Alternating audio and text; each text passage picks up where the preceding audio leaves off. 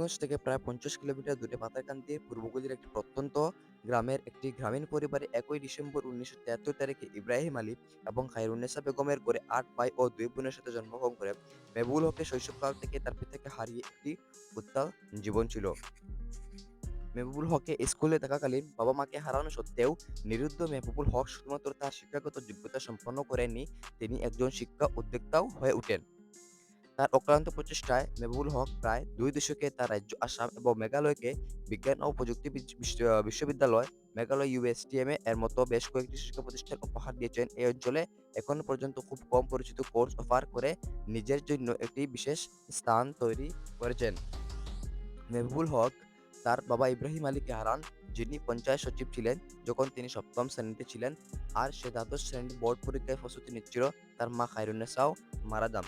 সে সময় হক স্মরণ করে বলেন, আমরা ৮ ভাই ছিলাম। আমাদের বাবা আমাদের লেখাপড়ার জন্য অনেক সংগ্রাম করেছেন। আমি আমার লেখাপড়া খরচের জন্য স্কুলে ছাত্রছাত্রীদের পড়াতাম। মেহবুবুল হক স্মরণ করে আরও বলেন, ১৯৯৩ সালে যখন হক আলীগড় মুসলিম বিশ্ববিদ্যালয়ে স্নাতক ছাত্র হিসেবে প্রবেশ করেন, দ্বাদশ শ্রেণীর পরীক্ষায় ডিস্টিংশন অর্জন করার পর তার বয়স ছিল মাত্র ২০, কিন্তু ইতিমধ্যে তার মধ্যে একজন স্যার সৈয়দ আহমদ খান বেড়ে উঠেছিলেন। মেহবুবুল হক আরও জানান যে তিনি স্বপ্নদ্রষ্টা স্যার সৈয়দের দূরদর্শিতা, ত্যাগ ও কর্মের কথা পড়েছিলেন। AMU-তে পরবর্তী ৭ বছরে তিনি প্রায়শই তার মাজারে যেতেন এবং সেখানে ঘন্টার পর ঘন্টা বসে বিশ্ববিদ্যালয় প্রতিষ্ঠার দর্শনের নিজেকে আলোকিত করতেন। ২০০০ সালে করিমগঞ্জের বাসিন্দা যখন প্রথম শ্রেণীতে BSc এবং AMU ছেড়ে যাচ্ছিলেন, বহুজাতিক কোম্পানিগুলির থেকে উচ্চ বেতনের লাভজনক চাকরির অফারগুলো তার জন্য অপেক্ষা করেছিল, কিন্তু তিনি সেগুলো প্রত্যাখ্যান করেছিলেন। তিনি তার মানুষের সেবা করতে চেয়েছিলেন। মেহবুবুল হক বলেন, তখন কম্পিউটার সায়েন্সের কোর্সের চাহিদা বেশি ছিল, তাই আমি ভেবেছিলাম আমার রাজ্যে ফিরে যেতে হবে এবং সেখানে কিছু করতে হবে।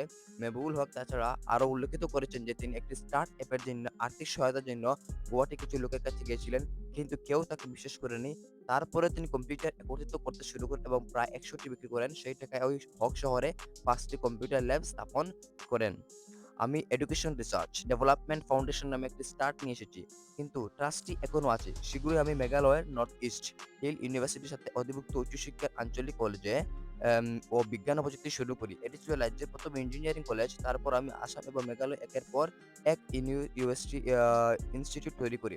তিনি বলেছেন যে মেঘালয়ের সরকার প্রতিষ্ঠায় তাকে সমর্থন করেছিল। হক বলেছেন, তৎকালীন মেঘালয়ের গভর্নর R.S. মুসাহারি, যিনি তাকে USTM স্থাপনের পরামর্শ দিয়েছিলেন, এটি তার সবচেয়ে সফল উদ্যোগ।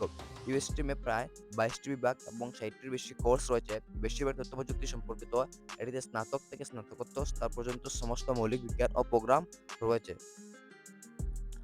মেহবুবুল হক বলেন, USTM-এ ৭০০ জনের বেশি শিক্ষার্থী বিনামূল্যে অধ্যয়ন করেছে। একইভাবে আমার বিদ্যালয়ে ১৫% বেশি শিক্ষার্থীকে বিনামূল্যে শিক্ষা প্রদান করা হচ্ছে। দরিদ্র কিন্তু শুষ্ক শিক্ষার্থীদের বিনামূল্যে শিক্ষা প্রদান করা আমার কর্তব্য এবং সামাজিক দায়বদ্ধতা, এই উল্লেখিত করেছেন তাই মেহবুবুল হক।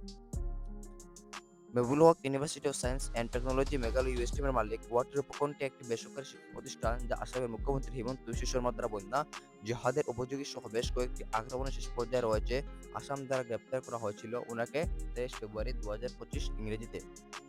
যে এখন পর্যন্ত উনি হেফাজতে রয়েছেন। আমরা আশা করি যে শীঘ্রই ওনাকে হেফাজত থেকে বহিষ্কার করা হবে।